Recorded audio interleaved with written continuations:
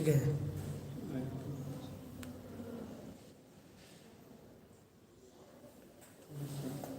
थोड़ा सुन करिएगा। ठीक है,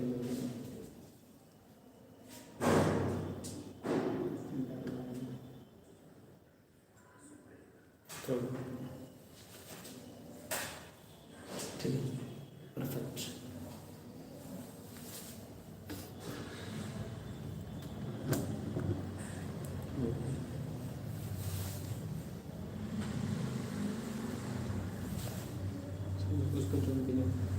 उसको उधर लगभग ऑफ कर दीजिए सर जी,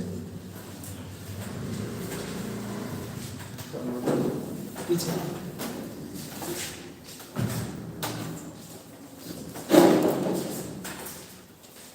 फिट हो जाएगा। ठीक है।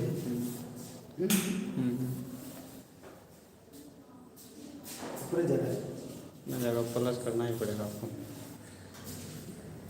नहीं ठीक है।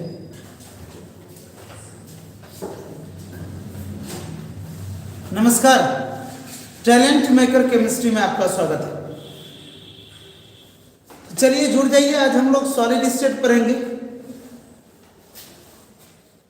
Shivam, King, Satyam, Sneha, Real Raman, Sonam, Romit, Meenakshi, Angel Singh, Bihari, Shivani Chaudhary. Good evening सबको, गुड इवनिंग।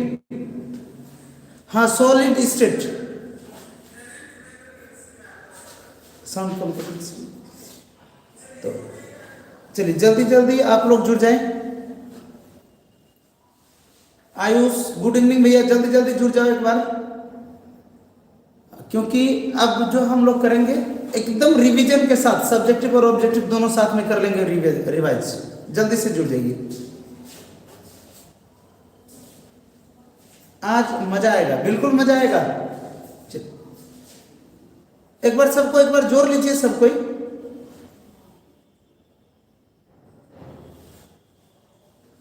टेस्ट हो गया क्या? टेस्ट कहां दिया आप लोगों ने? चलिए बहुत अच्छी बात है, चलिए शुरू करें।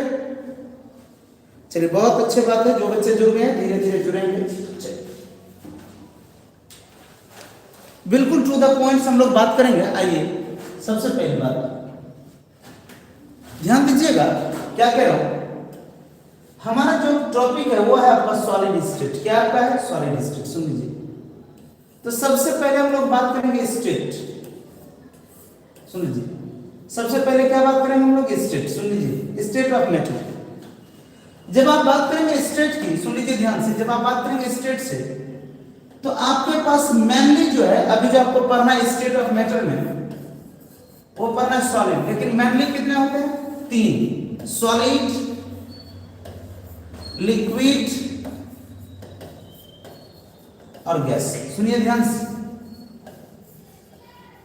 सबसे पहला क्वेश्चन हम लोग यहीं से करेंगे और यहीं से आने वाला है। कोई भी सब्सटेंस, कोई भी पदार्थ सॉलिड है, लिक्विड है, गैस है, इसके कारण, इसके पीछे 2 कारण जिम्मेवार है, 2 फैक्टर है। किसी भी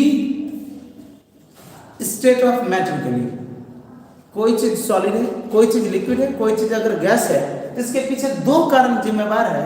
उसका नाम, पहला का नाम है, सुन लीजिए, पहला का नाम है थर्मल एनर्जी और दूसरा नाम है इंटरमॉलिक्यूलर फोर्स। सुनिए ध्यान से, किसी भी अवस्था के लिए 2 कारण जिम्मेवार है, पहला थर्मल एनर्जी और दूसरा इंटरमॉलिक्यूलर फोर्स। सुनिए, तो कितने कारण जिम्मेवार है? 2, thermal energy, intermolecular force. Thermal energy, intermolecular force. अब सुनिए ध्यान से, कोई भी सब्सटेंस सॉलिड कब होगा? ऑब्जेक्टिव पकड़िएगा, क्या कह रहे हैं? कोई भी सब्सटेंस सॉलिड कब होगा? जब इंटरमॉलिक्यूलर फोर्स ज्यादा होगा। किससे? थर्मल एनर्जी से। अगर इंटरमॉलिक्यूलर फोर्स ज्यादा होगा, सुनिए ध्यान से क्या कर रहा हूं, यहां कई क्वेश्चन है, इसको तुरंत 1 सेकंड में खत्म करेंगे। अगर इंटरमॉलिक्यूलर फोर्स ज्यादा है तो सॉलिड, अगर थर्मल एनर्जी ज्यादा है तो वो होगा गैस, और थर्मल एनर्जी और इंटरमॉलिक्यूलर फोर्स अगर दोनों लगभग बराबर है तो वो क्या होंगे? लिक्विड। तो किसी भी सब्सटेंस के लिए दो फैक्टर रिस्पॉन्सिबल है, ऑब्जेक्टिव पकड़िएगा, थर्मल एनर्जी और इंटरमॉलिक्यूलर फोर्स। थर्मल एनर्जी कम, इंटरमॉलिक्यूलर फोर्स ज्यादा, सॉलिड। थर्मल एनर्जी ज्यादा, इंटरमॉलिक्यूलर फोर्स कम, गैस। और अगर दोनों इक्विवेलेंट है, ये क्या होने वाले हैं? लिक्विड। क्या ये पता आपको? गुड इवनिंग जी।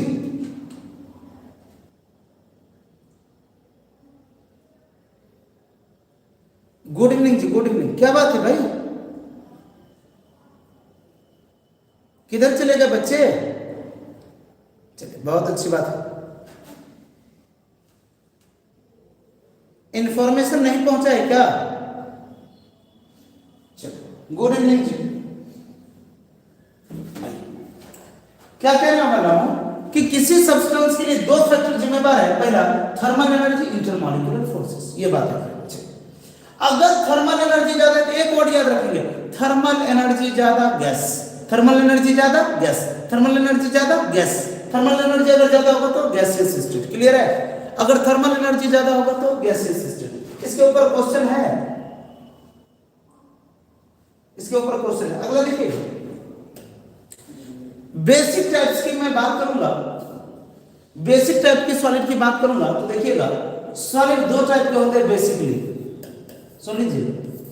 एक होता है क्रिस्टलाइन, जो कि आपको बोर्ड में पूछा जा चुका है। एक होगा क्रिस्टलाइन और दूसरा होगा एमॉर्फियस।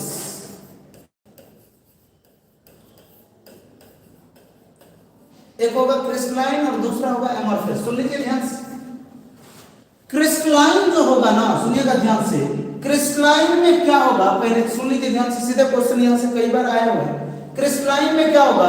पहली बात लॉन्ग रेंज, सुन लीजिए, क्रिस्टलाइन में क्या होने वाला है? Long range.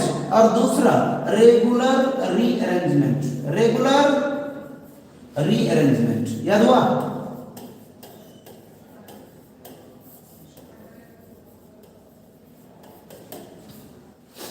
सुनिए ध्यान से, अगर कोई चीज क्रिस्टलाइन सॉलिड है, क्या होगा उसमें?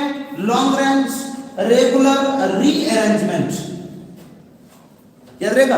क्रिस्टलाइन सॉलिड में क्या होने वाला है? Long range, regular rearrangement. अब बताओ एमॉर्फियस में क्या होने वाला है?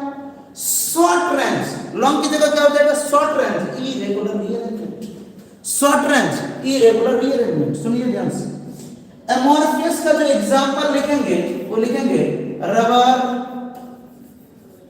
Rubber, plastic, nylon, glass. बस ध्यान रखिए, एमॉर्फियस का एग्जांपल क्या बोला? Rubber, plastic, nylon, glass. Rubber, plastic, nylon, glass. Rubber, plastic, nylon, glass. Rubber, plastic, nylon, glass. Amorphous solid का उदाहरण क्या बोला? Rubber, plastic, nylon, glass. बोलिए, एमॉर्फियस सॉलिड का उदाहरण क्या होगा? Rubber, plastic, nylon, glass. Rubber, plastic, nylon, glass. Amorphous solid का उदाहरण क्या होगा? Rubber, plastic, nylon, glass. अगला अगला बात करेंगे कि आईएफ के आधार पर, आंतरिक बल के आधार पर सॉलिड के प्रकार। आईएफ के आधार पर, अभी तुरंत आएंगे सॉलिड के सवाल पर, आधार पर सॉलिड के प्रकार, सॉलिड के प्रकार। सुन लीजिए ध्यान से, आईएफ इंटरमॉलिक्यूलर फोर्स, आंतरिक बल के आधार पर। सबसे पहला मैं बोलूंगा आयनिक सॉलिड। सुन लीजिए ध्यान से, सबसे पहले क्या बोलने वाला हूं? आयनिक सॉलिड। सुन लीजिए, सीधे क्वेश्चन आएंगे।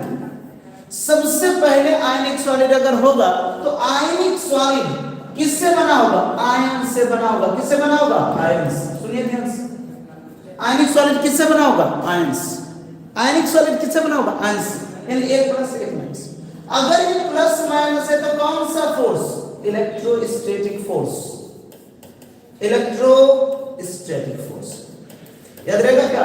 बोलिए ध्यान से, क्या कर रहा हूं? आयनिक सॉलिड किससे बना होगा? आयन से बना होगा। आयनिक सॉलिड किससे बना होगा? आयन से बना होगा। और अगर आयन से बना होगा तो आयनिक सॉलिड के बीच कौन सा फोर्स होता है भैया? इलेक्ट्रोस्टैटिक फोर्स होता है। आयनिक सॉलिड में कौन सा फोर्स होता है? इलेक्ट्रोस्टैटिक फोर्स होता है। कौन सा फोर्स होता है? इलेक्ट्रोस्टैटिक फोर्स होता है। क्लियर है? अगर इलेक्ट्रोस्टैटिक फोर्स है तो ये फोर्स कैसा होता है? सबसे strong intermolecular force. Strongest intermolecular force. अब सुनिए ध्यान से, आयनिक सॉलिड किससे बना होगा? आयंस। आयन के बीच कौन सा फोर्स होगा? इलेक्ट्रोस्टैटिक फोर्स होगा।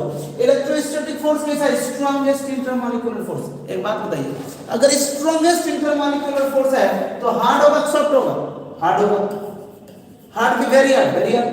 अगर कोई हार्ड है तो उसका एमपीबीपी, एमपीबीपी हार्ड, एमपीबीपी।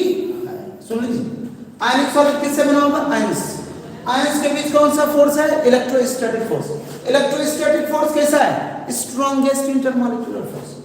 ये कैसा होगा? हार्ड होगा। और अगर कोई हार्ड है तो एमपीबीपी हार्ड। सुनिए ध्यान से, ये जो आयनिक सॉलिड है, सुन लीजिए, करोड़ों की बात है, ये आयनिक सॉलिड जो है ये ठोस अवस्था में, सॉलिड स्टेट में विद्युत का कुचालक होता है, लेकिन जब इसको पानी में घुला देते हैं तो ये सुचालक हो जाता है। आयनिक सॉलिड जो होगा ये सॉलिड स्टेट में, ठोस अवस्था में विद्युत का कुचालक होगा, लेकिन द्रव अवस्था में विद्युत का सुचालक होगा। जैसे आप नमक को पानी में मिला दीजिए, तो नमक जब पानी में घुलेगा और उसको अर्थिंग में देंगे तो आपको पता चलेगा वोल्टेज बढ़ गया। इसके पीछे कारण क्या है कि ये जो नमक है, आयनिक सॉलिड है, ये आयंस में टूट जाता है और जब वो टूटेगा, घुलेगा तो विद्युत का सुचालक होगा। सबसे इंपॉर्टेंट बात, आयनिक सॉलिड, सॉलिड स्टेट में, ठोस अवस्था में विद्युत का कुचालक, बैक कंडक्टर, लेकिन यही जब घुल जाएगा तब कैसा हो जाएगा? सुचालक। ये हुआ आपका कौन सा? क्या नहीं क्लियर हुआ? क्वेश्चन लेके आ रहा हूं भैया, थोड़ा समझ लीजिए, सारा क्वेश्चन इसी का होगा। गुड इवनिंग जी, गुड इवनिंग। हाँ बिल्कुल बिल्कुल सही बात है। चलिए आइए, अगला मैं जो बात कर रहा हूं उसको ध्यान सुनिएगा। अगला मैं बात कर रहा हूं, अगला जो मैं बात कर रहा हूं मेटेलिक सॉलिड। सुनिए, यहां से भी सवाल है। अगला आपका मेटेलिक सॉलिड, कई सवाल पूछे हैं मेटेलिक सॉलिड। जब मैं बात करूंगा मेटेलिक सॉलिड तो सबको पता है METAL। मेटल का क्या मतलब है? M का मतलब होता है MPBP। हाय बोलिए, M का मतलब होता है MPBP। हाय, M का मतलब क्या होता है? MPBP। हाय, M का मतलब होता है MPBP। हाय, M का मतलब होता है MPBP। हाय, E का मतलब होता है इलास्टिक। E का मतलब होता है इलास्टिक। सुन लीजिए, इलास्टिक का मतलब है तन्यता, जिसको खींचा जा सकता है। T का मतलब है थर्मल कंडक्टर। एक ऑब्जेक्टिव बता रहा हूं, पूछा हुआ है बोर्ड में, थर्मल कंडक्टर। सुनिएगा, याद रखेंगे, ये जो मेटेलिक सॉलिड है ये हीट का और इलेक्ट्रिसिटी का दोनों का गुड कंडक्टर। सुन लीजिए, तो M का मतलब है MPBP हाई। E का मतलब है इलास्टिक, जिसको खींचा जा सकता है, तन्यता। T का मतलब होता है थर्मल कंडक्टर, तो सिर्फ थर्मल का ही नहीं, हीट का, इलेक्ट्रिसिटी का भी। A का मतलब है एलॉयज फॉर्मेशन, A का मतलब है एलॉयज फॉर्मेशन, और L का मतलब है लस्टर इन नेचर। अब सुनिए ध्यान से, लस्टर इन नेचर। अब सुनिएगा, आपको पूछेगा मेटेलिक सॉलिड लस्टर क्यों होता है, तो याद रखेंगे मेटेलिक सॉलिड में फ्री इलेक्ट्रॉन होते हैं। मेटेलिक सॉलिड में फ्री इलेक्ट्रॉन होते हैं, मेटेलिक सॉलिड में फ्री इलेक्ट्रॉन। अगला बात करेगा कोवैलेंट। क्या बात करेगा? कोवैलेंट। सुनिएगा ध्यान से, कोवैलेंट में जब भी बात करेगा तो दो चीजें आपको याद रखना है, हमने याद करवा के रखा है। सबसे पहला काम डायमंड, डायमंड, और अगला ग्रेफाइट। डायमंड और ग्रेफाइट, डायमंड और ग्रेफाइट, डायमंड और ग्रेफाइट। सुन लीजिए ध्यान से, इसको नेटवर्क सॉलिड भी कहते हैं। क्या कहते हैं? Network solid. बात करके रखे हैं ना आपके लिए।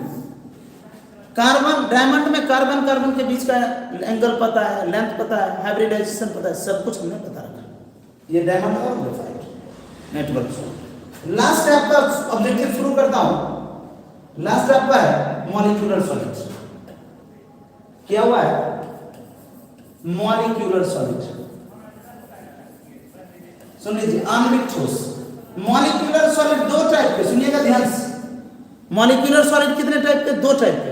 एक होते हैं पोलर और एक होते हैं नॉन पोलर। सुनिएगा ध्यान से, नॉन पोलर। अगर मैं बात करूं पोलर, सुनिएगा, अगर मैं बात करूं नॉन पोलर, तो नॉन पोलर कब होगा? जब ये टू टाइप का होगा, दोनों सेम सेम होगा, दोनों क्या होगा? Same same. अब देखिए, और जो पोलर होगा वो दो टाइप के होंगे, एक होंगे H बॉन्ड और एक डाइपोल डाइपोल, एक होंगे H बॉन्ड और एक होगा डाइपोल डाइपोल। सुन लीजिए, यहां से क्वेश्चन खत्म कर रहा हूं और ऑब्जेक्टिव में आ रहा है डाइपोल डाइपोल। अब सुनिएगा, आपने क्या कहा है? H बॉन्ड तो तभी बनेगा जब फोन के साथ हेडफोन होगा, H बॉन्ड तो तभी बनेगा जब फोन के साथ हेडफोन होगा। क्लियर है? H बॉन्ड तो तभी होगा जब फोन के साथ हेडफोन होगा, यानी फ्लोरीन के साथ H आ जाए H बॉन्ड, ऑक्सीजन के साथ H आ जाए H बॉन्ड, नाइट्रोजन के साथ H आ जाए H बॉन्ड। और डाइपोल डाइपोल का मतलब है A B टाइप का। कैसा होना चाहिए? A B टाइप का, A प्लस B माइनस थोड़ा। अब सुनिए, मॉलिक्यूलर सॉलिड में कौन सा फोर्स होता है? वान डर वाल। बोल, मॉलिक्यूलर सॉलिड में कौन सा फोर्स होता है? कौन सा आंतरिक बल होता है? वान डर वाल, वीक वान डर वाल फोर्स। और सुनिए, अगर A2 टाइप का है, एक ही टाइप का है, इसमें सबसे कमजोर, वान डर वाल में भी कमजोर, लंडन डिस्पर्सन फोर्स होता है। लंडन डिस्पर्सन फोर्स होता है। कैसा होता है भैया? London dispersion force. तो याद रखेंगे कि मॉलिक्यूलर सॉलिड में सबसे कमजोर फोर्स है इसमें वान डर वाल। वान डर वाल में भी कई टाइप के हैं, उसमें सबसे कमजोर है आपका लंडन डिस्पर्सन फोर्स। और इधर है H बॉन्ड और इधर डाइपोल डाइपोल। क्या इतना आप जानते हैं? सवाल लूं? क्या इतना जानते हैं? सवाल लें? आज का लेक्चर सुपर है, क्या बात? आइए सवाल लेते हैं। पहला सवाल, अभी जो तुरंत बनाया क्वेश्चन क्या करे सुनिएगा। क्वेश्चन करे, विच one of the following is good conductor of electricity? विद्युत का सुचालक कौन है? क्वेश्चन क्या है? विद्युत का सुचालक, विद्युत का सुचालक। सोचिए, विद्युत का सुचालक कौन है?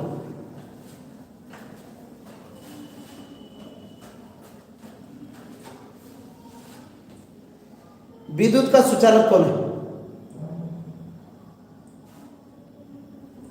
बहुत अच्छे, बहुत अच्छे, चलिए, बहुत अच्छे, एकदम तगड़ा जवाब है। सुन लीजिए ध्यान से, ये जो ग्रेफाइट है ये उष्मा और विद्युत क्या करे? ये विद्युत का सुचालक है। सुनिए ध्यान से, ये विद्युत का सुचालक है।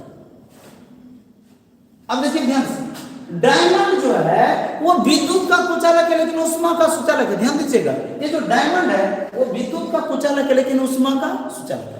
विद्युत का कुचालक है लेकिन उष्मा का सुचालक है। तो अगर उष्मा की बात करता है, हीट की बात करता है, कौन सा आंसर हो जाता? बहुत अच्छी बात है, गुड। अगला question, correct, luster of the metal due to. Metal luster क्यों होता है? विद्युत होता है।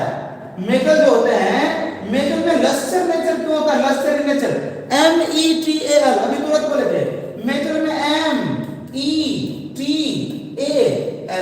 हमने क्या बोला कि मेटल में जो है लस्टर का नेचर क्यों पाया जाता है? लस्टर, एक बात बता, अभी तुरंत बताया था लस्टर क्यों पाया जाता है? क्यों? क्योंकि इसमें फ्री इलेक्ट्रॉन पाए जाते हैं। हमने क्या कहा कि मेटल लस्टर क्यों होते हैं? क्योंकि इसमें प्रेजेंस ऑफ फ्री इलेक्ट्रॉन, इसमें फ्री इलेक्ट्रॉन पाया जाता है, इसलिए इसमें कौन सा होता है? लस्टर। बहुत अच्छा, गुड, इतने बेहतरीन परफॉर्मेंस आप लोगों का, गुड। चलिए अगला क्वेश्चन, करेक्ट, क्रिस्टलाइन सॉलिड है, क्रिस्टलाइन ठोस में कौन सा गुण होता है? जल्दी बताओ, क्रिस्टलाइन सॉलिड में कौन सा गुण होता है? क्रिस्टलाइन सॉलिड में कौन सा गुण है?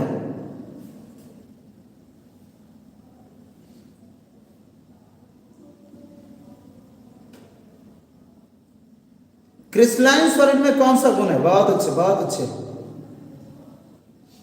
हाँ, क्रिस्टलाइन सॉलिड में दो चीजें होता है, लॉन्ग रेंज और रेगुलर रीअरेंजमेंट। एक एक ऑप्शन दिया है, क्रिस्टलाइन सॉलिड में क्या होता है भाई लोग? एक बार बोल, क्रिस्टलाइन सॉलिड में क्या होता है? Long range regular rearrangement. Crystalline solid में क्या होता है?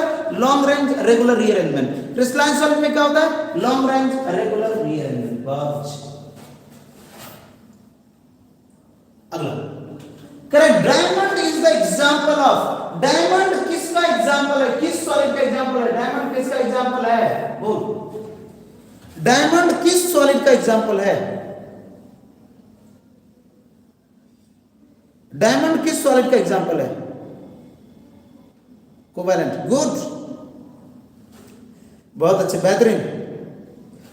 डायमंड जो है ये आपका कोवैलेंट सॉलिड का एग्जांपल है। डायमंड को हम लोग नेटवर्क सॉलिड भी कहते हैं। डायमंड को क्या कहते हैं? Network solid. और सुन लीजिए, इसको एक और चीज कहते हैं, जाइंट मॉलिक्यूल, दानवाकार अणु, ये भी इसको कहते हैं। तो याद रखेंगे, डायमंड कोवैलेंट तो है ही, इसको साथ में नेटवर्क सॉलिड भी कहते हैं और इसे जाइंट मॉलिक्यूल भी कहते हैं, दानवाकार अणु। बहुत बेहतरीन परफॉर्मेंस। क्रिस्टलाइन सॉलिड आर, निम्नलिखित में क्रिस्टलाइन सॉलिड कौन सा है? कई बार बिहार बोर्ड पूछा, आपको देख के याद हो गया होगा, जल्दी जल्दी जल्दी। क्रिस्टलाइन, बिल्कुल, चीनी दाना दाना होता है। हमने एमॉर्फियस सॉलिड का एग्जांपल बताया, rubber, plastic, nylon, glass. Amorphous solid का बोला, rubber, plastic, nylon, glass, rubber, plastic, nylon, glass. Amorphous solid, rubber, plastic, nylon, glass. तो glass amorphous, plastic amorphous, rubber amorphous. तो क्रिस्टलाइन तो एक ही बचेगा जिसका नाम है चीनी। बहुत अगले सवाल करें, which one of the following of amorphous solid. अब बता, इसमें एमॉर्फियस सॉलिड कौन सा है? फटाफट, एमॉर्फियस सॉलिड कौन कौन सा है? एमॉर्फियस सॉलिड कौन कौन सा है? बहुत अच्छे। एमॉर्फियस सॉलिड को बोलिए, rubber, plastic, nylon, glass. Rubber, plastic, nylon, glass. बहुत अच्छा। एमॉर्फियस सॉलिड का एग्जांपल क्या होगा?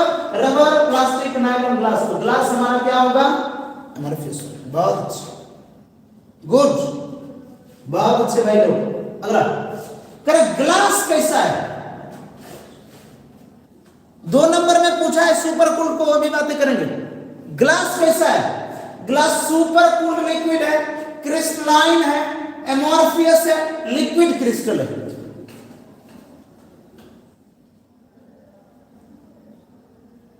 ग्लास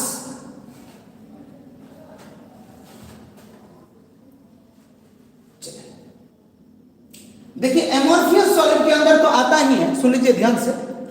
मैं बात कर रहा हूं ग्लास की, सुन लीजिए ध्यान से। ग्लास ये आपको 2 नंबर में भी आया हुआ है, आएगा ग्लास। एमॉर्फियस सॉलिड का उदाहरण तो है ही, साथ में ये सुपर कूल्ड लिक्विड का उदाहरण है। सुपर कूल्ड लिक्विड, क्या आपने सुपर कूल्ड लिक्विड का नाम सुना? कहते ऐसे लिक्विड, सुन लीजिए ध्यान से, कहते ऐसे एमॉर्फियस सॉलिड, ऐसे एमॉर्फियस सॉलिड जो जिसके कणों में बहाव का गुण हो। सुनिए ध्यान से, कहते ऐसे एमॉर्फियस सॉलिड, ग्लास के बारे में कहते हैं। ये कैसे, किसका उदाहरण है जानते हैं? एमॉर्फियस का तो है ही, साथ में सुपर कूल्ड लिक्विड का भी। सुनिए ध्यान से, तो कहते हैं ऐसे एमॉर्फियस सॉलिड जिसके कणों में बहाव का गुण हो। सुनिए ध्यान से, सुपर कूल्ड क्या है? ग्लास कैसा है? Super cooled liquid. तो सुपर कूल्ड लिक्विड सब किसको कहते हैं? कहते हैं ऐसे एमॉर्फियस सॉलिड जिसके कणों में बहाव का गुण। 10-20 साल पुराना शीशा अगर किसी ने देखा होगा, अगर शीशा ऐसे खड़ा है तो आप देखेंगे नीचे मोटा हो जाता है, ऊपर पतला हो जाता है। ये इसके कणों में बहाव का गुण है, धीरे धीरे फ्लो होता है। इसका दोनों होगा, एक एमॉर्फियस है ही, साथ में सुपर कूल्ड लिक्विड भी होगा। सुपर कूल्ड लिक्विड, चलिए बहुत अच्छे। अगला करें, which of the following is example of ionic crystal. इतना पकड़िए, आयनिक क्रिस्टल का, आयनिक सॉलिड का उदाहरण कौन सा है? आयनिक का, आयनिक सॉलिड का एग्जांपल कौन सा होगा? सुपर कूल्ड, बिल्कुल रमन। हाँ, आयनिक सॉलिड का, आयनिक सॉलिड का उदाहरण, बहुत अच्छे, बेहतरीन। क्या कर रहा हूं? LiF, कैसे पता किया? देखिए, Li प्लस F माइनस, बहुत अच्छे, Li प्लस F माइनस, बहुत बेहतरीन। अगला करें, which one of the example is the amorphous solid. Amorphous solid कौन सा है? अभी तुरंत कराया हुआ ग्लास। एमॉर्फियस सॉलिड कौन सा है? ग्लास। कई बार आपके बोर्ड में पूछ दिया, बहुत अच्छे। अगला करें, which types of crystalline solid will conduct heat and electricity both। ऐसा कौन सा सॉलिड है जो हीट और इलेक्ट्रिसिटी दोनों को कंडक्ट करता है, दोनों का सुचालक होता है? बताओ। ऐसा कौन सा पदार्थ, ऐसा कौन सा सॉलिड है जो ऊष्मा और विद्युत दोनों का सुचालक, ऐसा कौन सा सॉलिड है जो ऊष्मा और विद्युत दोनों का सुचालक,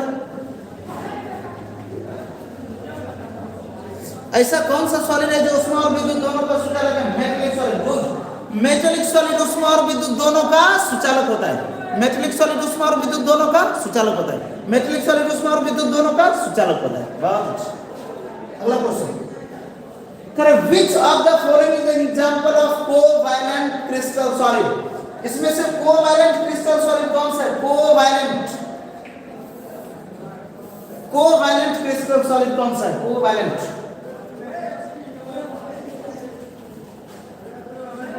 कोवैलेंट क्रिस्टल सॉलिड कौन सा है?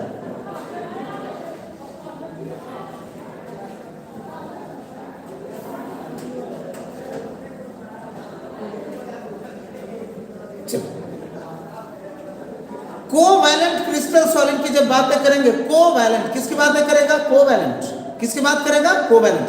तो आपको याद रखना है कि कोवैलेंट की अगर बात करेगा तो एल्युमिनियम क्या बनाने वाला? आयनिक। एल्युमिनियम जब भी बनेगा क्या बनाएगा? आयनिक। सुन लीजिए ध्यान से, एल्युमिनियम कैसा बनाएगा? आयनिक। एल्युमिनियम कैसा बनाएगा? आयनिक। आर्गन को दुनिया से कोई मतलब, आर्गन को दुनिया से कोई मतलब, इनर्ट गैस।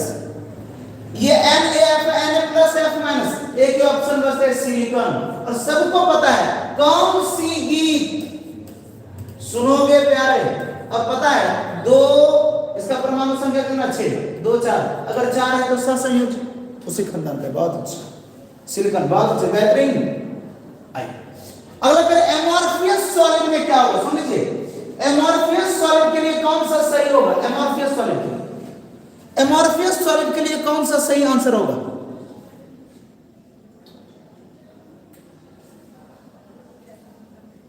एमॉर्फियस सॉलिड के लिए कौन सा सही ऑप्शन होगा? जल्दी से, एमॉर्फियस सॉलिड के लिए कौन सा सही आंसर होगा? एमॉर्फियस सॉलिड के लिए, बहुत अच्छे, बहुत अच्छे, बेहतरीन। एमॉर्फियस सॉलिड में क्या होगा? Short range order. कैसा होगा? शॉर्ट रेंज ऑर्डर और have no sharp melting point. सुनिए ध्यान से, अगर एमॉर्फियस सॉलिड है तो कैसा होगा? Short range. कैसा होगा भैया? Short range. शॉर्ट रेंज तो होगा ही, और साथ में क्या होगा? एमपीबीपी लो, एमपीबीपी लो।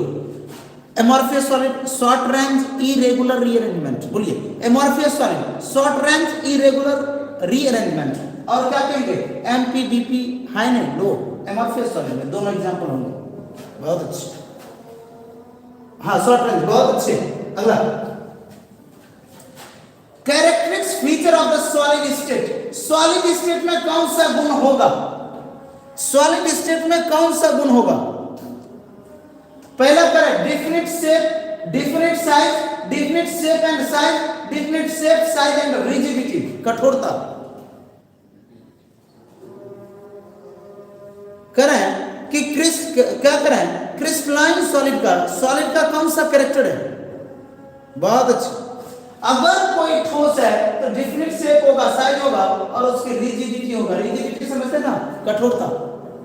अगर कोई सॉलिड है तो तीनों चीज होगा, शेप, साइज एंड रिजिडिटी, कठोरता। बहुत अच्छा, बेहतरीन। अगला करे, विच one of the following is good conductor of electricity? दिया हुआ है सवाल, कौन सा भैया? ग्रेफाइट। बहुत अच्छा, दोबारा पूछा हुआ है। अगला क्या है? Diamond is the example of covalent solid. अभी तुरंत आपने आंसर दिया, बहुत बेहतरीन, बहुत अच्छा। अगला क्या है? सुन लीजिए ध्यान से, करे the solid NaCl bad conductor of electricity. कह रहा है कि NaCl जो है वो बेड कंडक्टर ऑफ इलेक्ट्रिसिटी होता है। क्यों? कह रहा है जो नमक होते हैं, जो NaCl है, वो ठोस अवस्था में इलेक्ट्रिसिटी का कुचालक होता है, विद्युत का कुचालक होता है। क्यों? बेड कंडक्टर ऑफ इलेक्ट्रिसिटी, क्यों? कारण दीजिए। क्या इसका आंसर सी है? देखिए जल्दी से, बहुत अच्छे। क्या कह रहे हैं कि in solid NaCl there are no ion. आज तो है सॉलिड इज कोवैलेंट, गलत बोल रहा है, आयन भी है। कह रहा है in solid NaCl there is no velocity of electron, बिल्कुल सही बोल रहा है। कह रहे no velocity of electron, electron एक जगह से दूसरे जगह तक नहीं जाता है। सुन लीजिए ध्यान से, अगर इलेक्ट्रॉन क्या कह रहा है, अगर आयन एक जगह से दूसरे जगह तक जाता तो ये क्या होता, चालक होता। क्या कह रहे हैं कि in solid NaCl there is no velocity of ions, ions में वेलोसिटी नहीं होते हैं, आयंस में वेलोसिटी नहीं होती। अगला सवाल, अब देखिए थोड़ा सा बात करना पड़ेगा, इसका आंसर दीजिए, मैं थोड़ा सा बताऊंगा। देखिए एक कॉन्सेप्ट मैं आपको सिखाना चाह रहा हूं, क्वेश्चन में समझा दूं। कह रहा है कि Na एंड Mg क्रिस्टलाइन, कह रहा है जो हमारा सोडियम है, सुनिए ध्यान से, कह रहे जो हमारा सोडियम है वो BCC बना रहा है। सुनिए ध्यान से क्वेश्चन को, सोडियम हमारा BCC बना रहा है और मैग्नीशियम हमारा FCC बना रहा है। सुनिए ध्यान से, करे सोडियम हमारा BCC बना रहा है और मैग्नीशियम हमारा HCC बना रहा है। तो आप मुझे बताओ कि Mg की संख्या और Na की संख्या कितनी। एक लाइन में देख लीजिए, जो बच्चे नहीं देखे हैं सुनिए ध्यान से, क्वेश्चन फटाफट आएगा। जैसे मैं बात करूं SCC में एटम की संख्या 1, BCC में एटम की संख्या 2, एक एटम, देखिए BCC में 2 एटम, FCC में, ECC में, दोनों में कितने एटम, 2 एटम। सुन लीजिए ध्यान से, और NCC में भी कितने होते हैं, 2 एटम। याद हुआ, बोलिए SCC में कितने, सॉरी भाई लोग गलती से लिखा गया 4 एटम। सुनिए ध्यान से, SCC में एटम कितने होते हैं, कौन सा लगे, फिर वहां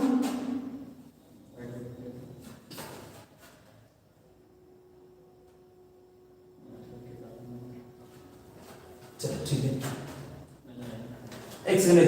SCC में एटम की संख्या 1, BCC में एटम की संख्या 2, FCC में एटम की संख्या 4, ECC में एटम की संख्या कितना, 4। कोई दिक्कत, जरा सा भी बोलिए। BCC में एटम की संख्या कितने होते हैं भाई लोग, BCC में एटम की संख्या कितने हैं, 2। FCC में एटम की संख्या कितने हैं, FCC में एटम की संख्या 4। 1 मिनट टाइम दीजिए, मैं निकाल दूं। सॉलिड स्टेट में देवन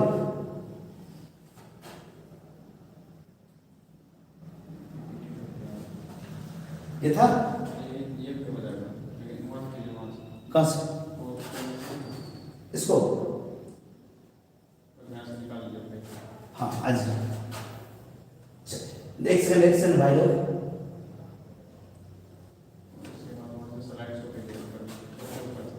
कहां से रिव्यू,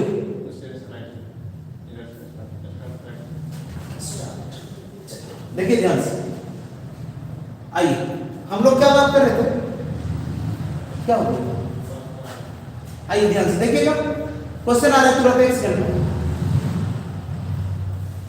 देखिए ध्यान से, क्या कह रहा था, SCC BCC में एटम की संख्या की बात कर रहा था मैं। एक सेकंड भाई लोग, थोड़ा डिस्टर्ब हो गया, हाँ ये सवाल सुनिए, कितने बच्चों ने आंसर दे दिया है, बहुत अच्छा, सुन लीजिए।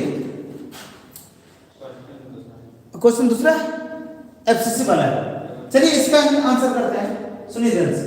अगला क्वेश्चन क्या कर रहा है, अगला क्वेश्चन कर रहा है number of TV void in the units of FCC। सुनिएगा क्वेश्चन कर रहा है FCC में, सुनिए ध्यान से क्वेश्चन को, कह रहा है FCC में टीवी की संख्या, सुनिएगा ध्यान से,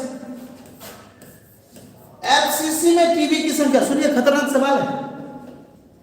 तो किसी भी यूनिट सेल में, सुन लीजिएगा, अगर एटम Z है, सुनिएगा ध्यान से, अगर एटम कितना है Z, तो जो टीवी होगा वो होगा 2Z।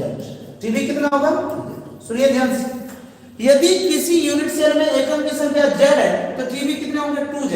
और OV ऑक्टाहेड्रल वाइड कितने होंगे, Z। सुनिए ध्यान से, यदि किसी यूनिट सेल में एटम की संख्या Z है तो टेट्राहेड्रल वाइड कितने होंगे, 2Z, Z का 2 गुना, और ऑक्टाहेड्रल वाइड की संख्या होगा Z के बराबर। तो क्वेश्चन करें FCC में, तो बताइए, अभी मैंने बताया FCC में एटम कितने होते हैं, 4। FCC में एटम कितने होते हैं, 4। अगर एफसीसी में एटम 4 है तो टीवी कितने हो जाएंगे? 8।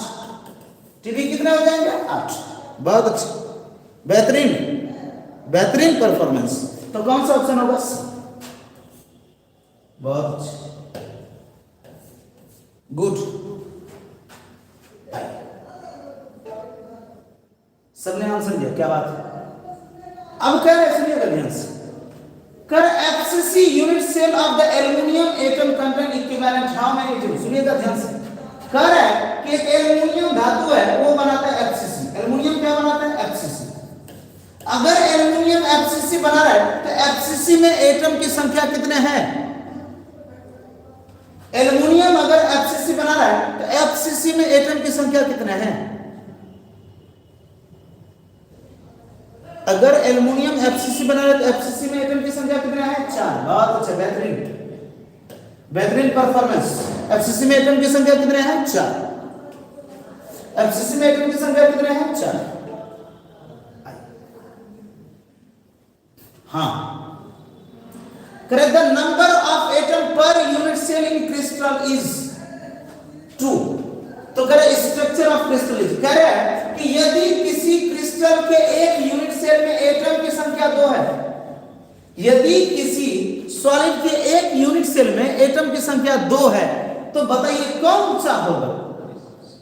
एटम की संख्या 2 किस में होगा? ऑक्टाहेड्रल में, बीसीसी में, एफसीसी में, सिंपल में? बता। ऑक्टाहेड्रल तो वॉइड है, ऑक्टाहेड्रल तो वॉइड है, बता। बीसीसी में एटम की संख्या कितना? 2। एफसीसी में एटम की संख्या 4 और एससीसी में एटम की संख्या 1। तो कौन सा आंसर होगा? बीसीसी। बहुत अच्छा, बेहतरीन।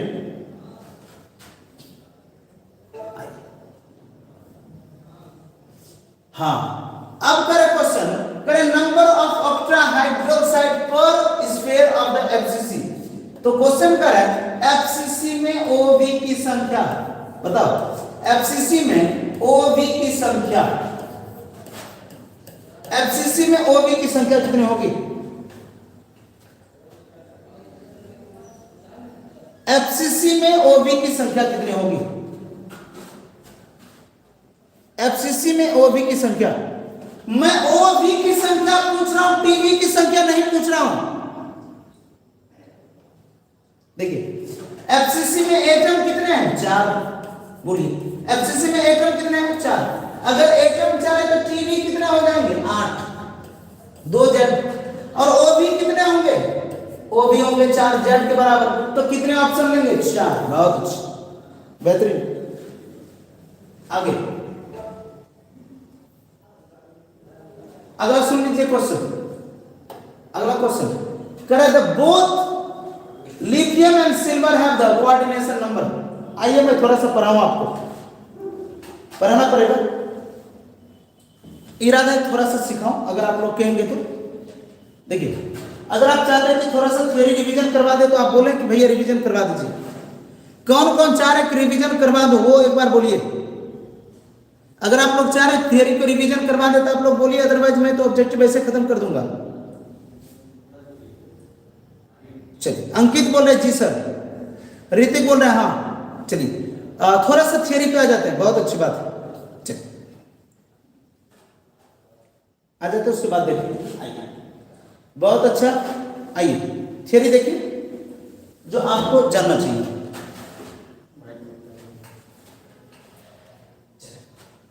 आइए देखिए ध्यान से, मैं बात कर रहा हूं यूनिट सेल के आधार पर सॉलिड के प्रकार। किसके आधार पर? यूनिट सेल के आधार पर। सुनिए, यूनिट सेल के आधार पर सॉलिड के प्रकार, ध्यान दीजिए।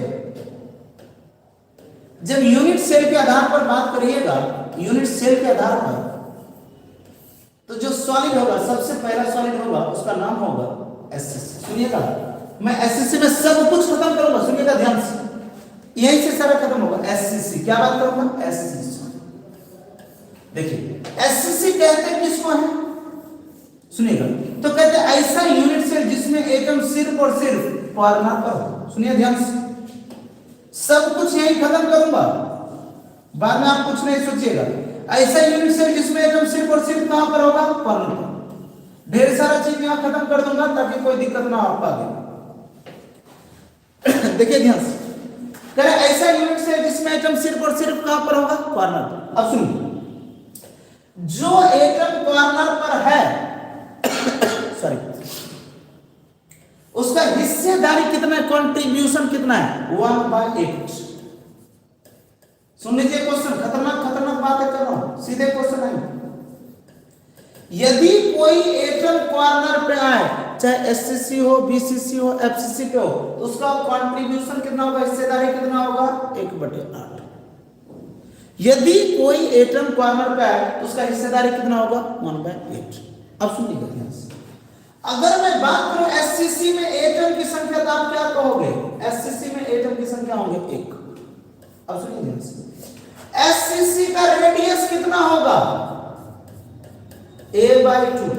एससीसी का रेडियस कितना होगा, a/2। बोलिए पहली बात, अगर एटम सिर्फ और सिर्फ कॉर्नर पर होगा तो कौन सा होगा, एससीसी।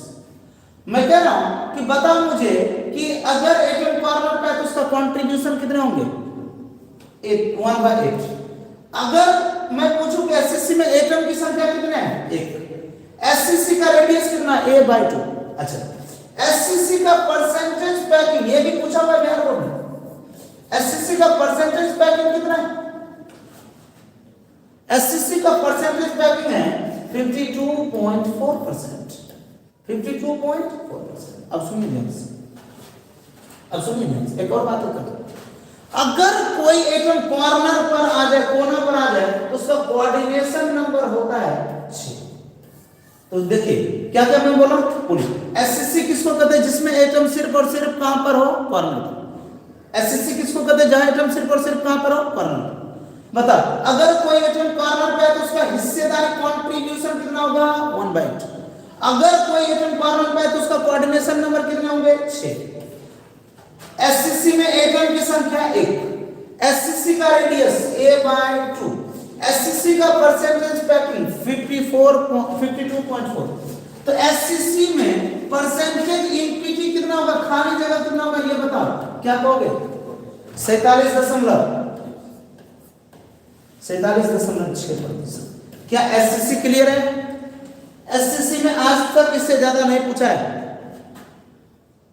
एससीसी में इससे ज्यादा आज तक नहीं पूछा है, बहुत अच्छी बात है, बहुत अच्छी बात है। चलिए सेम टू सेम मैं बात कर रहा हूं बीसीसी में, देख लीजिए एक सेकंड में खत्म होने वाला है बीसीसी। मैं कह रहा हूं कि एटम कॉर्नर के अलावा बॉडी सेंटर में भी हो, सुनिए ध्यान से, कहां पर एटम हो, कॉर्नर पर तो हो ही, कॉर्नर के अलावा बॉडी के सेंटर में भी हो, एटम कॉर्नर के अलावा बॉडी सेंटर में, एटम कॉर्नर के अलावा कहां पर हो, एक बॉडी सेंटर में। सुनिए ध्यान से, अगर कॉर्नर पे है तो इसका हिस्सेदारी कितना होता है, 1/8। अगर बॉडी सेंटर में है तो इसका कंट्रीब्यूशन कितना होता है, 1। याद रहेगा क्या, अब ध्यान दीजिएगा, यदि कॉर्नर पे है तो कोऑर्डिनेशन नंबर 6, और अगर बॉडी सेंटर में आ जाए तो कोऑर्डिनेशन नंबर 8। अब सुनिए ध्यान से, बीसीसी के कॉर्नर पे कोऑर्डिनेशन नंबर 6, बीसीसी के बॉडी सेंटर में कोऑर्डिनेशन नंबर 8। अगर आपको पूछता है कि बीसीसी का कोऑर्डिनेशन नंबर कितना होगा, तो जो सबसे ज्यादा होगा वो बोलेंगे, बीसीसी का कोऑर्डिनेशन नंबर कितना होगा, 8। बीसीसी का कोऑर्डिनेशन नंबर कितना होगा, 8। बीसीसी का कोऑर्डिनेशन, बीसीसी में एटम की संख्या, बीसीसी में एटम की संख्या 2, बीसीसी में एटम की संख्या 2। बीसीसी का रेडियस बता दो मुझे, तुम लोग लिखो तो क्या लिखते हो, बीसीसी का रेडियस, आप लोग बीसीसी का रेडियस बताओ कितना होता है, आप लोग मुझे बीसीसी का रेडियस बताओ, आप लोग मुझे बीसीसी का रेडियस बताओ भैया, a√3/4। सुन लीजिए, बीसीसी का रेडियस कितना होता है, a√3/4। बीसीसी का परसेंटेज पैकिंग कितना होता है, जानते हैं, बीसीसी का परसेंटेज पैकिंग होता है 68%। तो बीसीसी का परसेंटेज एनपीटी कितने होंगे, अगर भरा हुआ आर से तो खाली कितने होंगे, 32%। बहुत अच्छे, तो बोलिए एक बार रिवीजन करिए, बीसीसी किसको कहते हैं, ऐसा यूनिट सेल जिसमें एटम कॉर्नर के अलावा बॉडी के सेंटर में, जिसमें एटम कॉर्नर के अलावा कहां पर हो, बॉडी के सेंटर। अगर एटम कॉर्नर पे है तो कोऑर्डिनेशन नंबर कितने होंगे, 6। अगर एटम बॉडी सेंटर में आ जाए तो कोऑर्डिनेशन नंबर 8। अगर एटम कॉर्नर पर आ रहा है तो उसका कंट्रीब्यूशन हिस्सेदारी कितना होगा 1/8। कॉर्नर का कंट्रीब्यूशन कितना होगा 1/8। बॉडी सेंटर का कंट्रीब्यूशन पूरा का पूरा 1/8। ये हुआ कंट्रीब्यूशन। बीसीसी में एटम की संख्या 2, बीसीसी में एटम की संख्या 2। बीसीसी का रेडियस कितना है a√3/4। बोलिए बीसीसी का रेडियस कितना है a√3/4। मेरे साथ बोलिए, याद होगा। बीसीसी का रेडियस कितना है a√3/4। बीसीसी का रेडियस a√3/4। बीसीसी का रेडियस a√3/4। और बीसीसी का परसेंटेज पैकिंग कितना है 68। बीसीसी का परसेंटेज पैकिंग कितना है 68। अगर 68% भरा है तो खाली कितना है 32। जो बच्चे लेट से आए हैं, सबसे पहला काम चैनल को सब्सक्राइब कर लें। ऐसा क्यों करते हैं आप लोग, ये बताइए तो। कौन सा दुश्मनी है मुझसे, कौन सा दुश्मनी है कि आप चैनल को, वीडियोस को लाइक नहीं करते हैं? बताइए क्या कर दूं आपको। देखिए अभी तुरंत एक बच्चे ने लाइक किया, अभी तक क्यों नहीं किया था भैया? चलिए बहुत अच्छी बात है, थैंक यू सो मच। चलिए आगे देखिए, आगे मैं बात कर रहा हूं एफसीसी की। किसकी बात कर रहा हूं? एफसीसी की। देखिए ध्यान से, इसमें भी खतरनाक बात है एफसीसी, सुनिएगा ध्यान से। एफसीसी में भी जब मैं बात करूंगा तो एकदम 2 मिनट सुनिए, आप जितना पढ़िएगा ना उससे ज्यादा मैं रिवीजन करवा दूंगा। देखिए ध्यान से, जैसे कोई भी यूनिट सेल बोले सीधा सा बनाना क्यों। देखिए ध्यान से, एफ का मतलब होता है फेस, तो कहते हैं ऐसा यूनिट सेल जिसमें एटम कॉर्नर के अलावा, सुन लीजिए, ऐसा यूनिट सेल जिसमें एटम कॉर्नर के अलावा प्रत्येक फेस पर, प्रत्येक फेस का मतलब फेस, छक्का में कितने फेस होते हैं 6, तो 6 फेस की बात करेंगे। कॉर्नर कितने हैं 8। अब देखिए फेस 1 2 3 4 5 6, ऐसा यूनिट सेल जिसमें एटम कॉर्नर के अलावा कहां पर हो प्रत्येक फेस पर। अब देखिए अगर एटम कॉर्नर पे आए तो उसका कंट्रीब्यूशन कितना होता है 1/8। कंट्रीब्यूशन बोले तो हिस्सेदारी, कंट्रीब्यूशन बोले तो हिस्सेदारी। शॉर्ट रिवीजन है। देखिए अगर एटम कॉर्नर पे कंट्रीब्यूशन कितना है 1/8। अगर एटम फेस पर आ जाए तो उसका कंट्रीब्यूशन होता है 1/2। याद रहेगा क्या? यदि एटम कॉर्नर पे है तो कंट्रीब्यूशन 1/8। अगर एटम कहां पर आ जाए फेस पर आ जाए उसका कंट्रीब्यूशन 1/2। अब देखिए अगर एटम कॉर्नर पर आया तो कोऑर्डिनेशन नंबर कितना 6। अगर एटम कॉर्नर पे आए तो कोऑर्डिनेशन नंबर कितना 6, और अगर एटम फेस के सेंटर पे आए तब कोऑर्डिनेशन 6। याद रखेंगे, यदि एटम कॉर्नर पर आए, यदि एटम कॉर्नर पर आए तब भी कोऑर्डिनेशन नंबर 6, और अगर फेस पर आए तब भी कोऑर्डिनेशन नंबर 6। बहुत अच्छी बात। अब देखिए इसमें एटम की संख्या एफसीसी में कितने होते हैं 4। एफसीसी में एटम की संख्या कितने होते हैं 4। एफसीसी में एटम की संख्या कितने होते हैं 4। बहुत अच्छी बात। एफसीसी का रेडियस a/2√2। बोलिए एफसीसी का रेडियस a/2√2। एफसीसी का परसेंटेज पैकिंग, एफसीसी का परसेंटेज पैकिंग बोलिए कितना होगा 74%। 74%। बहुत अच्छी। एफसीसी का परसेंटेज पैकिंग बहुत अच्छी, बेहतरीन। तो क्या एससीसी बीसीसी एफसीसी तीनों का क्वेश्चन कर पाओगे? क्या एससीसी बीसीसी एफसीसी तीनों का क्वेश्चन हो जाएगा? चलिए बहुत अच्छी बात है। आइए एक बार रिमाइंड करिए। आइए अब कह रहा हूं कि कोई भी यूनिट, एक और चीज में बात कर लूं, बाद में दिक्कत होने वाला है। देखिए अगर कहीं आपको मिल जाए एचसीपी, सुन लीजिए ध्यान से, अगर कहीं मिल जाए आपको एचसीपी हेक्सागोनल क्लोज पैकिंग, तो याद रखेंगे इसका परसेंटेज कितना होता है 74%। इसका परसेंटेज भी कितना होता है? एचसीपी में एटम की संख्या कितना होता है 6। एचसीपी में एटम की संख्या कितना होता है 6। याद रहेगा, बोलो एचसीपी का परसेंटेज पैकिंग कितना है 74। एचसीपी में एटम की संख्या कितना है 6। अब देखिए एक और चीज मिलेगा सीसीपी। क्या मिलेगा? CCP cubical close pack. इसका भी परसेंटेज पैकिंग 74 होता है और इसमें एटम होता है 4। याद हुआ? बोलो एचसीपी का परसेंटेज पैकिंग कितना है 74। एटम एचसीपी में हेक्सागोनल क्लोज पैकिंग में एटम की संख्या 6, सीसीपी में एटम की संख्या 4। बहुत अच्छी बात, गुड। हाँ और इसका कोऑर्डिनेशन नंबर 12। बहुत अच्छे, बेहतरीन। कोऑर्डिनेशन नंबर कितना होता है एचसीपी का 12, एचसीपी का कोऑर्डिनेशन नंबर कितना होता है 12 और सीसीपी का भी कोऑर्डिनेशन नंबर 12। याद रहेगा क्या? बहुत बेहतरीन, गुड। और लास्ट देखिए, उसके बाद सवाल में आएंगे, लास्ट पॉइंट देख लीजिए, उसके बाद सवाल में आते हैं। यदि किसी यूनिट सेल में एटम की संख्या z, कोई भी यूनिट सेल ले ले, अगर उसमें एटम की संख्या z है, सुन लीजिए, अगर उसमें एटम की संख्या z है तो क्या कहने वाले हैं, इसमें जो टेट्राहाइड्रल बॉन्ड की संख्या होगा वो होगा 2z। जितने एटम होंगे उसका 2 गुना, टीबी 2 गुना, टीबी 2 गुना, टीबी 2 गुना और ओ भी 1 गुना, ओ भी 1 गुना z। जितने एटम होंगे टीबी उसके 2 गुने होंगे, जितने एटम होंगे टीबी उसके 2 गुने होंगे। जितने एटम आ जाए टीबी कैसे होंगे 2 गुने, जितने एटम आ जाए टीबी कैसे होंगे 2 गुने होंगे, जितना भी एटम आ जाए टीबी कैसे होंगे 2 गुने। बहुत अच्छा। तो क्वेश्चन कैसा है? यस, क्वेश्चन कहता हूं,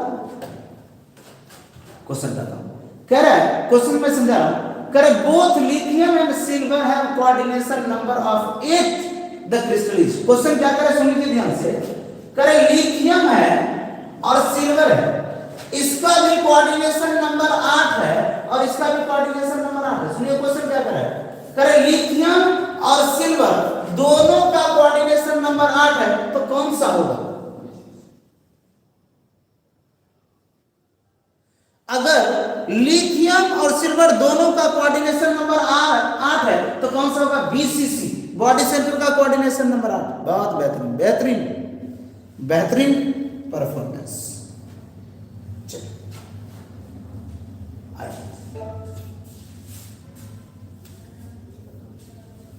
पीछे जो सवाल छोटा है उसकी बात कर लूं मैं। इसका सवाल का आंसर दे दिया आपने, एफसीसी का भी दे दिया है, बहुत अच्छे। ये क्वेश्चन कर रहे थे, करें नंबर ऑफ टेट्राहेड्रल बॉन्ड। हाँ सुनिए ध्यान से, क्वेश्चन ये था, नहीं number of tetrahedral bond in FCC. बोल, एफसीसी में टीबी की संख्या, एफसीसी में टीबी की संख्या, बोल हिंदी वाले बच्चे, एफसीसी में टीबी की संख्या, एफसीसी में टीबी की संख्या। बहुत अच्छी, एफसीसी में टीबी की संख्या कितने होंगे? एफसीसी में सबने दिया 8, बहुत अच्छी, सबने दिया 8, बहुत अच्छी बात है। हाँ ये क्वेश्चन, क्वेश्चन क्या कर रहा है कि सोडियम और मैग्नीशियम, क्या कर रहे सुनिएगा ध्यान से, सोडियम क्या बना रहा है? एससीसी, और मैग्नीशियम क्या बना रहा है? बीसीसी। तो बता कि सोडियम की संख्या कितना है और मैग्नीशियम की संख्या कितना है? एससीसी में एटम की संख्या कितने हैं बता। तो याद रखेंगे एससीसी में एटम की संख्या 1 और बीसीसी में एटम की संख्या 2। ऑप्शन नहीं था, कोई बात नहीं, बहुत अच्छी। हाँ सॉरी, ऐसा क्या है, Na क्या बना रहा है? Na बना रहा है बीसीसी और Mg क्या बना रहा है? एफसीसी। बोल, एफसीसी बीसीसी में एटम की संख्या 2, एफसीसी में एटम की संख्या 4। बहुत अच्छी बात। क्या ऐसा सवाल कर पाएंगे? एक चीज है मैं जो याद करने वाला है वो मैं बता दूं ताकि कल आपसे क्वेश्चन बन जाएगा। आज खत्म कर देंगे, आज का काम खत्म कर लेंगे, सिर्फ एक चीज याद करने वाला आप लोग समझ लीजिए, ठीक ना? उसके बाद हम लोग आगे बढ़ जाएंगे, कल के लिए छोड़ देंगे। एक चीज समझ लीजिए, ये बहुत जरूरत का चीज है, काम का चीज है। देखिए सबसे पहले जो आपको याद रखना है, पैरामीटर के बेस पर क्रिस्टलाइन सॉलिड के टाइप, पैरामीटर के बेस पर, पैरामीटर के आधार पर क्रिस्टलाइन सॉलिड के प्रकार। पैरामीटर का क्या मतलब है? जिसको मेजरमेंट किया जा सके, जिसको मापा जा सके। तो पैरामीटर के बेसिस पर इधर तो ले रहा हूं मैं यूनिट सेल, क्या ले रहा हूं इधर? Unit cell. ध्यान से देखिएगा, इधर ले रहा हूं मैं यूनिट सेल, इधर ले रहा हूं पैरामीटर A B C और इधर ले रहा हूं अल्फा बीटा गामा। हालांकि मैं क्लास में ही याद करवा लूंगा, सिर्फ आप बने रहे, मैं कोशिश करूंगा क्लास में ही याद करवा लूं, ठीक ना? टेंशन आप मत लो, लेकिन एक बार देख लो ताकि कल आपसे सवाल बन जाए। सुनिए, पैरामीटर के आधार पर अगर मैं बात करूं तो सॉलिड 7 प्रकार का होता है, क्रिस्टलाइन सॉलिड 7 प्रकार का होता है, जिसको हम लोग याद करवाते हैं टेक्निकली सी, ट्रॉम, याद हुआ क्या? सुनिए ध्यान से, पैरामीटर के आधार पर क्रिस्टलाइन सॉलिड कितने प्रकार के होंगे? 7। सी ट्रॉन थर। सी का मतलब होता है क्यूबिक, सी का क्या मतलब है? क्यूबिक। टी का मतलब होता है टेट्राहाइड्रल, टीडी। सुन लीजिए, क्या कह रहा हूं मैंने? पैरामीटर के बेस पर सॉलिड कितने प्रकार के? 7। उसका नाम है सी ट्रॉन थर। सी ट्रॉन थर। सी का मतलब है क्यूबिक, सी का मतलब है क्यूबिक। टी का मतलब है टेट्राहाइड्रल। ओ का मतलब है ऑर्थो गोनल। एम का मतलब है मोनोक्लिनिक, मोनोक्लिनिक। ट्री का मतलब है ट्राइक्लिनिक, ट्री का मतलब है ट्राइक्लिनिक। एच का मतलब है हेक्सागोनल, एच का मतलब है हेक्सागोनल। और आर का मतलब है रोहम्बिक। अब सुनिए, रोहम्बिक को कहीं कहीं रोहम्बोहाइड्रल भी बोलते हैं। आइए तो बोलिए, यूनिट सेल में कितने टाइप की बात कर दी हमने? इसको ऐसे बोल सकते हैं यूनिट सेल की जगह क्रिस्टल। क्या बोल सकते हैं? क्रिस्टल। तो क्रिस्टल कितने टाइप के होते हैं? 7। आप क्रिस्टल बोल लीजिए तो आपके लिए बेहतर है क्रिस्टल। तो क्रिस्टल कितने टाइप के होंगे? पैरामीटर के बेस पे 7 टाइप के। उसको नाम दिया हमने सी ट्रॉन थर। सी का मतलब है क्यूबिक, सी का मतलब है क्यूबिक। टी का मतलब है टेट्राहाइड्रल। ओ का मतलब है ऑर्थोगोनल। एम का मतलब है मोनोक्लिनिक। टी का मतलब है ट्राइक्लिनिक। एच का मतलब है हेक्सागोनल। और आर का मतलब है रोहम्बिक।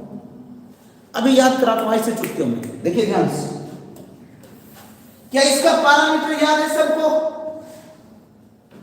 एकदम याद है? फिर भी देखिए, क्योंकि आपको भूल गए होंगे या याद करने में टाइम लगेगा। ऐसे देखिए इसको, जब मैं ए की बात कर रहा हूं ध्यान से देखिए इसको, A is equal to B is equal to C। नीचे से A is equal to B is equal to C। Clear है? ऊपर में देखिए, A is equal to B is equal to C, A is equal to B is equal to C। Clear है? अब देखिए second वाला मैं कह रहा हूं A is equal to B but not equal to C। सुनिए ध्यान से, A is equal to B but not equal to C। अब देखिए सेकंड लास्ट में भी कह रहा हूं A is equal to B but not equal to C। अब देखिए कुछ बुक ऐसे होते हैं कि A is not equal to B but equal to C। अगर कोई बुक आपको ऐसा लिख दे A is not equal to B but B is equal to C, इसका भी मतलब सेम है, दो पैरामीटर सेम है। तो मान लो ये हम ले रहे हैं राइट क्लॉकवाइज, वो ले रहे हैं एंटी क्लॉकवाइज, उससे कोई फर्क पड़ने वाला नहीं है। तो क्या कह रहा हूं मैं कि पहले हमने कहा A is equal to B is equal to C, नीचे से A is equal to B is equal to C, A is equal to B but not equal to C, A is equal to B but not equal to C। समझे?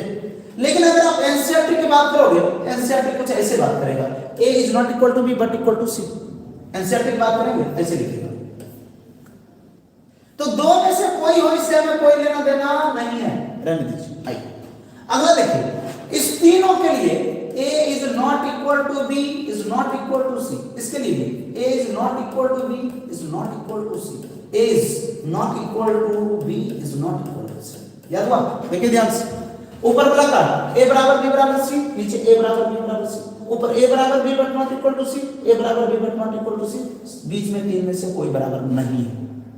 क्या याद हुआ ये चीजें? बोलो एक बार, क्या ये चीजें याद हुआ? क्या ये याद हुआ?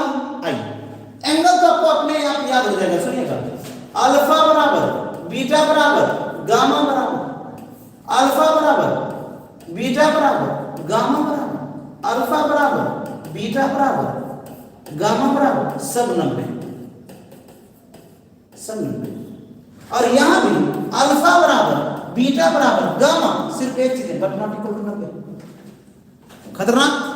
अभी चीजें देखिए, अल्फा बराबर बीटा बराबर gamma but not equal to 90। अब देखिए ध्यान से, हेक्सागोनल बीटा 120, याद रखेंगे हेक्सागोनल बीटा 120। आज के बाद ऐसे रखेंगे हेक्सागोनल बीटा 120। तो यानी कहने का मतलब है alpha is not equal to beta is equal to gamma is equal to 90। और ब्रैकेट में लिखेंगे बीटा कितना 120, बीटा कितना 120, बेटा कितना 120, बेटा कितना 120, 420 नहीं 120। अगर ये ऐसा है तो एक छोर के ऊपर जाइए और सेम टू सेम करिए, इसको लिखेंगे alpha is not equal to beta is equal to gamma is equal to 90। और ये जो बीच में है सुन लीजिए, alpha is not equal to beta, is not equal to gamma, is not equal to 90। Clear हुआ? अब सुनिए ध्यान से, ये जो मैं कहने वाला हूं सुनिएगा, ट्राइक्लिनिक जिसमें कुछ बराबर नहीं हो, चार चीजें मैं याद करवा रहा हूं, काम खत्म। कहेंगे triclinic most unsymmetrical, triclinic most unsymmetrical, triclinic में कुछ भी बराबर नहीं होगा। देख लीजिए, ट्राइक्लिनिक मोस्ट अनसिमेट्रिकल, ए बराबर A is not equal to B is not equal to C, alpha is not equal to beta is not equal to gamma is not equal to 90। यानी कुछ भी बराबर किसमें नहीं होगा? ट्राइक्लिनिक। ट्राइक्लिनिक क्या बोला हमने? मोस्ट अनसिमेट्रिकल, कुछ भी बराबर नहीं, triclinic most unsymmetrical. Cubic most symmetrical, cubic most symmetrical, cubic में सब बराबर, क्यूबिक में सब बराबर। अगला hexagonal beta 120, hexagonal beta 120, hexagonal beta 120, hexagonal beta 120, hexagonal, हाँ ले लीजिए भैया screenshot, hexagonal beta 120, hexagonal beta 120। काम खत्म है, इसको एक बार आप देख लीजिए। आगे जो मैं सवाल सॉल्व करूंगा इसी के ऊपर करूंगा। अगर यहां तक किसी बच्चे को कोई डाउट है तो एक बार पूछ ले। अगर यहां तक में कोई डाउट है, 2 क्लास में सॉलिड स्टेट खत्म हो जाएंगे अगले। तो अगर यहां तक कोई दिक्कत है, हाँ रीएजेंट्स, अरे रे आज रीएजेंट्स मिसिंग हो गया, स्लाइड नहीं डाल पाए, कोई बात नहीं, लीजिए एक रीएजेंट्स आपको अच्छा से याद करवा रहे हैं, बहुत अच्छी बात है। लीजिए मैं बात कर रहा हूं रीएजेंट्स, किसकी बात कर रहा हूं? रीएजेंट्स। हमने बात किया डीडीक्यू, डीडी क्या बात कर रहे हैं? डीडीक्यू नाम सुने? चलिए छोड़ दीजिए इसको। क्या आपने डैड का नाम सुना है? क्या आपने डैड का नाम सुना है? सुन लीजिए, एक और याद रखिए, डैड का काम है हरामखोर का स्टीरियो बदलना। याद हुआ? बोलिए, डैड का काम, इसके साथ ढेर सारे आदमी है, सुनिए ध्यान से, रीएजेंट्स इसके साथ देख लीजिए, मामा, चाचा, फुआ, दीदी, मौसी, भाई, चचेरा भाई, मचेरा भाई, कचेरा भाई, जो भी है, साथ में डैड। तो इसके साथ एक आदमी नहीं आएंगे, 1000 आदमी आएंगे, लेकिन एक चीज आएगा, सबसे बड़ी बात है, उसका नाम होगा डैड। तो याद रखेंगे, डैड का काम है हरामखोर का स्टीरियो बदलना। किसका? हरामखोर का, हरामखोर का स्टीरियो बदलना, बदलना। हरामखोर का क्या करना है? स्टीरियो बदलना। कैसा होगा? देख लीजिए ध्यान से, डैड का काम है हरामखोर का स्टीरियो बदलना। हरामखोर बोले तो OH, हरामखोर बोले तो OH, याद रहेगा। डैड का काम है हरामखोर का स्टीरियो बदलना, डैड का काम होगा हरामखोर का स्टीरियो बदलना। देखिए ध्यान से, क्वेश्चन कुछ ऐसा लिखा है, सब कुछ करने के बाद प्रोडक्ट आ गया ऐसा, ये OH।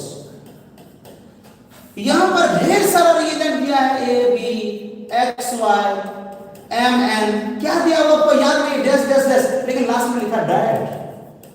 लास्ट में क्या लिखा? डैड। तो जैसे डैड को आप देख लेंगे ना, सुन लीजिएगा, अगर ये कौन सा बॉन्ड है, इसको नाम देते हैं हम लोग वेज। क्या नाम देते हैं इसको? वेज। अगर ये वेज है तो ये चला जाएगा डैश में, और अगर डैश होता तो किसमें चला जाता? वेज में। तो डैड का काम है हरामखोर का स्टीरियो बदलना, कि किसमें? वेज में, यहां लिखा जाएगा डैश में।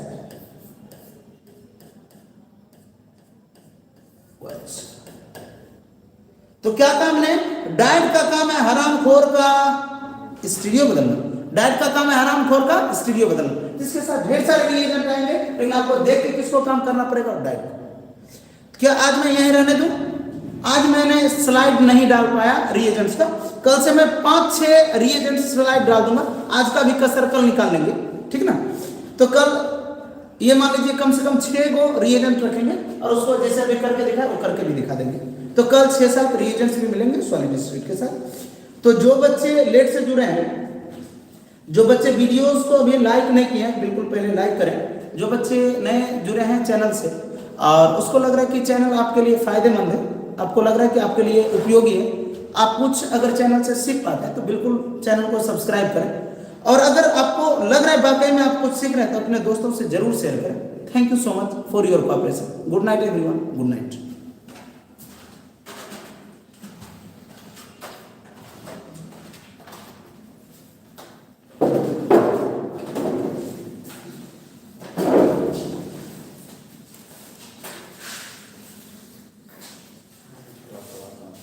आज वाला मस्त था।